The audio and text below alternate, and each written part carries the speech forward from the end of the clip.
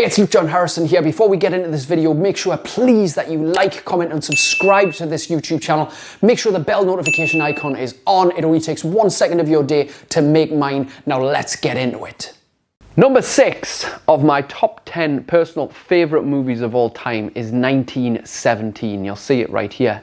Now 1917 was released in 2019 actually, and it's a war movie, British war movie, directed by Sam Mendes. And it's a 2-hour-long film which follows two guys in World War I trying to deliver a message in real time to a separate army to save a couple of battalions, hundreds if not thousands of men, because they're getting led into a complete disaster and massacre, but they don't know it.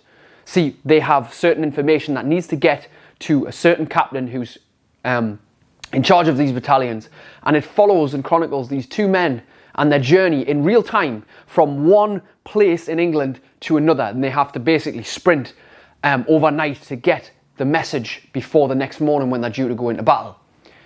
And the opening scene is around 9 minutes long, and it's one shot, and in fact the whole film is after that supposed to be kind of in one shot, and it's so cleverly done. The music, the drama, the action scenes, everything, it's heart-wrenching in parts, it's gripping, it's terrifying, it's exciting, it's just, the music as well hits you. See, it's one of those films where at the end of 2 hours when the climactic ending has happened, I had to wipe a tear from my face. My cheeks were getting a little bit watery.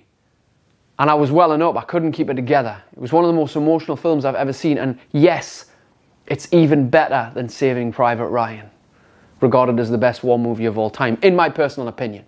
Now, I don't think anybody can watch that film and say it's a bad film. It is an absolute masterpiece, it is a complete classic, but when this journey goes on, this movie, the main character and his friend, they know they're journeying to get this message to help other people, but they're journeying into certain death, into the enemy trenches, into unknown land, and all the way through, they're pushing through obstacle after obstacle after obstacle, after pain, after suffering, after gunshot, after explosion, after bomb, and they're frightened for their lives.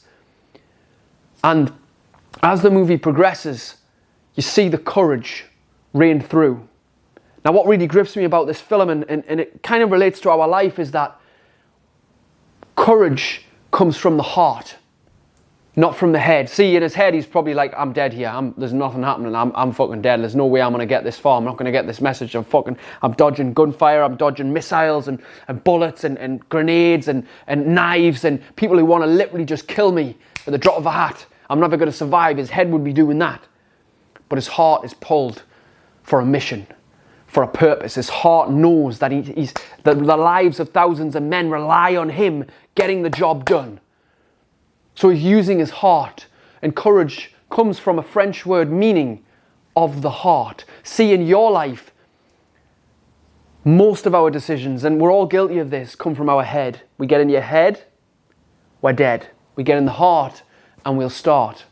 We'll be compelled and pulled. See, if we get in the head, we have to push ourselves to do things. We'll always put things in place, like, oh, I'm not yet, I'll do later, I've just got too much going on, I just can't afford it, I just don't have time, it's just too expensive, I can't focus on it right now, I'll never be able to do it, no, it's too much, your head, get in your head, you're dead, your heart, you'll start.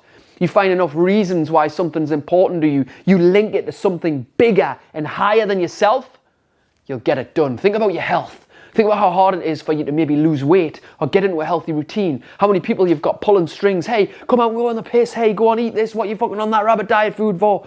All these opinions. But yet if you think, my kids need us healthy, I want to grow up and see my grandkids prosper and thrive and flourish. I want to get to my 80s and still be climbing mountains and doing things actively with my body. I need to survive and live and thrive in this life because it matters to those around me. I don't want my kids growing up taking on my fucking bad habits. So if you want to do that, you don't fucking think and tell them like that. You have to fucking act.